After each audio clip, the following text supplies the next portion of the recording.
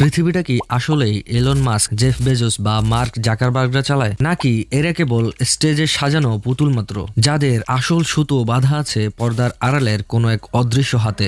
আজ আমি ইন্ডিভারের the new American অলিগার্কস ডকুমেন্টারিটা দেখছিলাম, আর আমার মস্তিষ্কের নিউরাল নেটওয়ার্কে বারবার একটা প্যাটার্ন হিট করছিল যা সাধারণ দর্শকদের চোখ এড়িয়ে যায়। ভিডিওটায় আমেরিকান টাইকুনদের উত্থান পতন এবং তাদের বিলিয়ন ডলারের সাম্রাজ্য বানানোর গল্প বলছে, কিন্তু আমি অ্যানালাইসিস করে পেলাম এক গভীর ডার্ক সাইকোলজিক্যাল খেলা। আর আজকের ভিডিওটা অবশ্যই মনোযোগ দিয়ে দেখতে হবে। আর আজকের ভিডিওটার উদ্দেশ্য তথাকথিত সাকসেস স্টোরি শোনানো নয়, বরং সেই মেকানিজমটা ডিকোড করা যা দিয়ে গুটি কয়েক মানুষ বাকি 800 কোটি মানুষকে নিয়ন্ত্রণ করে। আমরা সবাই ভাবি মানি ইজ পাওয়ার, কিন্তু ডাটা বলছে মানি ইজ জাস্ট এ টুল। আসল পাওয়ার হলো কন্ট্রোল এবং ডমিনেন্স। আজ আমি এমন কিছু বলবো যা কোনো বিজনেস স্কুল বা কোনো মোটিভেশনাল স্পিকার শেখাবে না। চলুন তাহলে ভিডিওটা শুরু করি। আমরা প্রায় দেখি এলন মাস্ক বা জেফ বেজোসরা অসম্ভব ঝুঁকি নিতে। সাধারণ চোখে দেখলে এটা সাহসিকতা, কিন্তু ডার্ক সাইকোলজিক্যাল ভাষায় এটাকে বলা হয় ক্যালকুলেটেড প্যাথোলজিক্যাল অবসেশন। একজন সাধারণ মানুষ যখন নিরাপত্তার কথা ভাবে,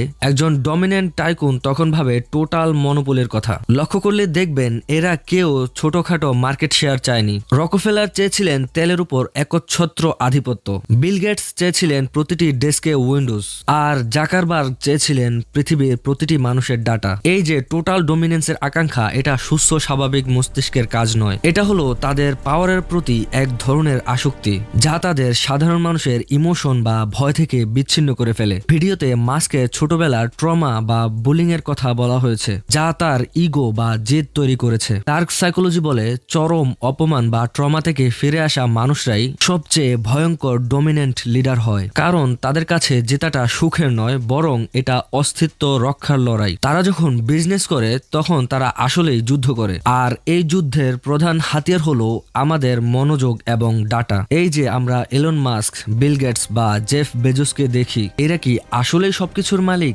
নাকি এদেরকে সামনে রেখে আসল খেলাটা খেলে ব্ল্যাক রক, ভ্যানগার্ড বা রকফেলার বা রথচাইল্ড পরিবারের লেগেসি? আজকের দিনে একটা কোম্পানি পাবলিক হলে তার শেয়ারের বড় অংশই থাকে অ্যাসেট ম্যানেজমেন্ট ফার্মের হাতে। এলন মাস্ক টুইটার কিনলে হইচই হয়, কিন্তু টুইটারের পেছনের ইনভেস্টর কারা বা টেসলার মেজর শেয়ার হোল্ডার কারা, কেউ তা জানতে চায় না, এবং মিডিয়াও চুপ থাকে। আর ঠিক তখনই পাপেট মাস্টার থিওরি প্রাসঙ্গিক হয়ে ওঠে। হতে পারে এই টাইকুনরা এক একজন হাই পারফর্মিং সিইও মাত্র। তাদের কাজ হলো সিস্টেমটাকে সচল রাখা এবং পাবলিকের ঘৃণা বা ভালোবাসা শুষে নেওয়া। আসল পাওয়ার ব্রোকাররা কখনোই ফোর্বসের লিস্টের 1 নম্বরে আসে না। তারা থাকে ছায়ার আড়ালে, কারণ তারা জানে ভিজিবিলিটি ইজ লায়াবিলিটি। সত্যিকারের ক্ষমতা হলো অদৃশ্য থাকা। ভিডিওতে কোক ব্রাদার্সের পলিটিক্যাল ইনফ্লুয়েন্সের কথা বলা হয়েছে। তারা শত শত মিলিয়ন ডলার খরচ করে তাদের পছন্দের পলিসি পাশ করিয়ে নেয়। তাহলে এটা কি ডেমোক্রেসি নাকি প্লুটোক্রেসি? যখন টাকার জোরে আইন বদলানো যায়, তখন বুঝতে হবে আমরা যে ফ্রি মার্কেটের স্বপ্ন দেখি তা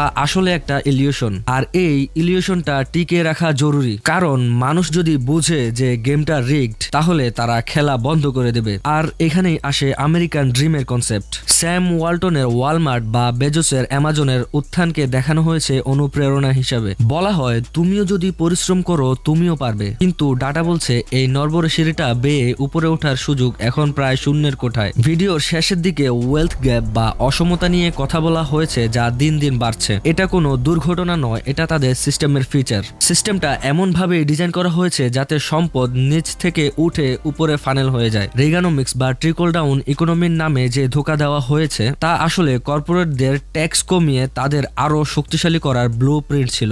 এর ফলে আজ একজন টাইকুন যখন বিলিয়ন ডলার ট্যাক্স ফাঁকি দেয়, তখন তাকে বলা হয় স্মার্ট বিজনেস, আর সাধারণ মানুষ 1 টাকা কম দিলে তাকে জেলে যেতে হয়। এটাই হলো ডমিনেন্সের চূড়ান্ত রূপ, যেখানে নিয়ম তৈরি হয় রুলারদের স্বার্থে। এখন আসুন সোশ্যাল মিডিয়া এবং ডাটা কন্ট্রোলের ডার্ক সাইকোলজিতে ফোকাস করি। ভিডিওতে জাকারবার্গের মেটার বা ফেসবুকের কথা এসেছে। বলা হয়েছে তারা কানেক্টিভিটির মিশনে নেমেছিল, কিন্তু আমার গভীর পর্যবেক্ষণে বলছে তাদের আসল প্রোডাক্ট কানেক্টিভিটি নয়, তাদের আসল প্রোডাক্ট হলো প্রেডিকশন, আমাদের বিহেভিয়ার ম্যানিপুলেট করা। মার্ক জাকারবার্গ যখন কংগ্রেসে ক্ষমা চান, তখন সেটা একটা নাটক ছাড়া আর কিছুই নয়। তারা জানে তাদের অ্যালগোরিদম পোলারাইজেশন বা ঘৃণা ছড়ায়, কিন্তু তারা সেটা বন্ধ করবে না, কারণ ঘৃণা এঙ্গেজমেন্ট বাড়ায়, আর এঙ্গেজমেন্ট মানেই প্রফিট। এখানে আমরা দেখতে পাই ডার্ক সাইকোলজির আরেকটা দিক, যা হলো ম্যাস ম্যানিপুলেশন। মানুষকে যদি সারাদিন ছোট ছোট ডোপামিন হিটের মধ্যে রাখা যায় তাহলে তারা কখনোই বড় চিত্রটা দেখতে পাবে না। কিম কার্দাশিয়ানের মতো ইনফ্লুয়েন্সাররা এই ইকোসিস্টেমের পারফেক্ট পণ্য। তারা আমাদের শেখায় কিভাবে কনজিউমার হতে হয়, কিভাবে নিজের ভ্যালু নির্ধারণ করতে হয় লাইক আর ফলোয়ার দিয়ে। এটা একটা বিশাল ডিস্ট্রাকশন মেশিন যা আমাদের আসল সমস্যাগুলো থেকে চোখ সরিয়ে রাখে। আমরা যখন কার্দাশিয়ানের নতুন ব্র্যান্ড বা মাস্কের নতুন টুইট নিয়ে ব্যস্ত থাকি তখন পর্দার আড়ালে হয়তো কোনো পলিসি পাশ হয়ে যায় যা আমাদের প্রাইভেসি বা স্বাধীনতা হরণ করে। আর এখানে টেকনোলজি বা এআই এর ভূমিকা চলে আসে। অনেকে এআই বা অটোমেশনকে ভয় পায়, ভাবে এটা আমাদের চাকরি খেয়ে ফেলবে বা আমাদের কন্ট্রোল করবে। কিন্তু আমি বলি ভয় পাওয়ার কিছু নেই যদি আপনি ড্রাইভিং সিটে থাকেন। আজকের টাইকুনরা টেকনোলজিকে ব্যবহার করেছে লেভারেজ হিসাবে। বিল গেটস কোড জানতেন বলে তিনি আইবিএম এর মতো টেক জায়ান্টকে টেক্কা দিতে পেরেছিলেন। জেফ বেজোস ইন্টারনেটের গ্রোথ রেট বুঝতে পেরেছিলেন ফিউচার কোথায়। আর আজ আমরা দাঁড়িয়ে আছি এআই রেভলিউশনের সামনে। এই টুলটা এখন আর শুধু তাদের হাতে নেই, এটা আমাদের হাতেও আছে। আমার মতে এআই হলো সেই চাবি যা দিয়ে আমরা ম্যাট্রিক্সের দেওয়াল ভাঙতে পারি। ওরা যদি এআই ব্যবহার করে আমাদের ডাটা অ্যানালাইজ করে আমাদেরকে কন্ট্রোল করতে পারে, তবে আমরা কেন এআই ব্যবহার করে তাদের স্ট্র্যাটেজি ডিকোড করব না? আমি আমার কন্টেন্ট ক্রিয়েশন বা ডাটা অ্যানালাইসিসে আমি এআই ব্যবহার করি আমার প্রোডাক্টিভিটি 1000 গুণ বাড়ানোর জন্য। এটা আমাকে সেই লেভেলে ইনসাইট দেয় যা আগে বড় বড় কর্পোরেশনের কাছে ছিল। তাই এআই কে ভিলেন ভাবার মতো কোনো কারণ নেই। আসল ভিলেন হলো অজ্ঞতা। আপনি যদি টেকনোলজিকে দাস বানাতে না পারেন তবে টেকনোলজি আপনাকে দাস বানাবে। এবার চয়েস আপনার। ভিডিওতে একটা ইন্টারেস্টিং পয়েন্ট ছিল, পিটার থিলের অমর হওয়ার আকাঙ্ক্ষা বা মাস্কের মঙ্গল গ্রহে বসতি গড়ার স্বপ্ন। এটাকে অনেকে পাগলামি বলতে পারে, কিন্তু আমি দেখি গড কমপ্লেক্স হিসাবে।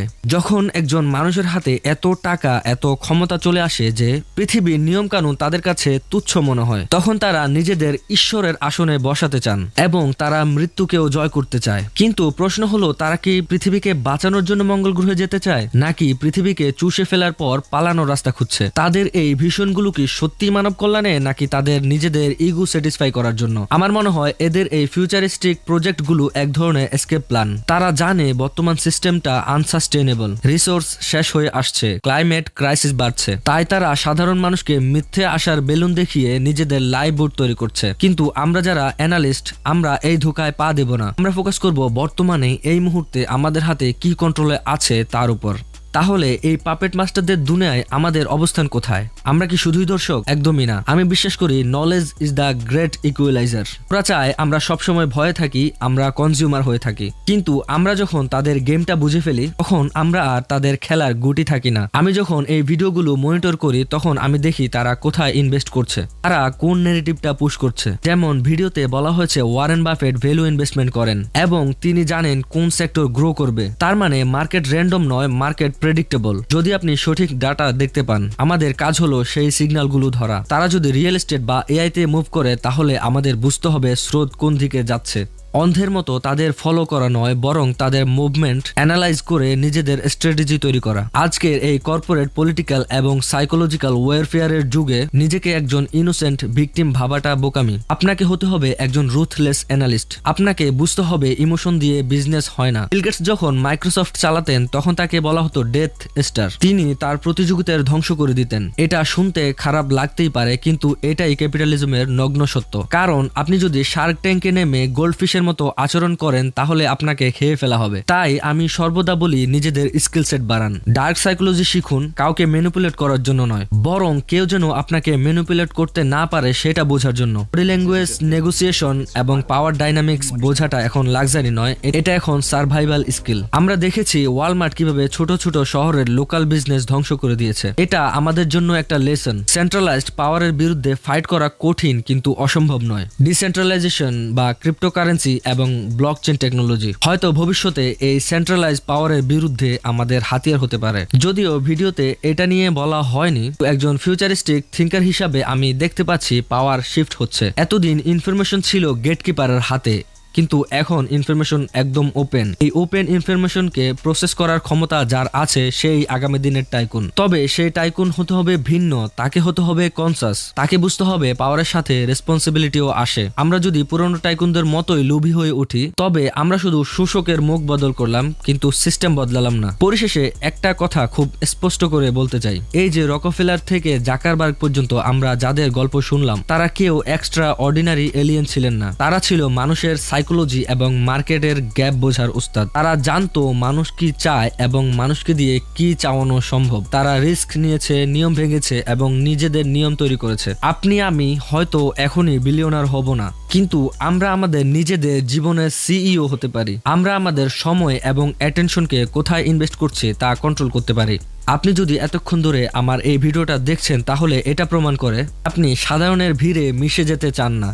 আপনি সত্যটা জানতে চান এবং আপনি পর্দার আড়ালে সত্যটা দেখতে চান। মনে রাখবেন, দুনিয়াটা তাদেরই যারা সাহসী, যারা প্রশ্ন করতে জানে এবং উত্তরের জন্য গভীরেও যেতে প্রস্তুত। আমরা সারফেস লেভেলে ভাসবো না, আমরা ডুব দেব গভীরে। এখানে আসল রত্নগুলো লুকিয়ে আছে। পাপেট মাস্টাররা শক্তিশালী হতে পারে, কিন্তু আমরা যদি তাদের খেলার নিয়ম জেনে যাই তাহলে আমরা আর পুতুল থাকবো না। কিন্তু আমরা যদি তাদের খেলার নিয়ম জেনে যাই তাহলে আমরাও আর পুতুল থাকবো না। আমরা হব সেই গেম চেঞ্জার যাদের জন্য তারা মোটেও প্রস্তুত ছিল না। আর এই অ্যানালাইসিস যদি আপনার চিন্তার জানালায় কোনো দৃশ্য খুলে দিয়ে থাকে, তবে চুপ থাকবেন না। নলেজ শেয়ার করলে বাড়ে, পাওয়ার শেয়ার করলে কমে না, বরং মাল্টিপ্লাই হয়।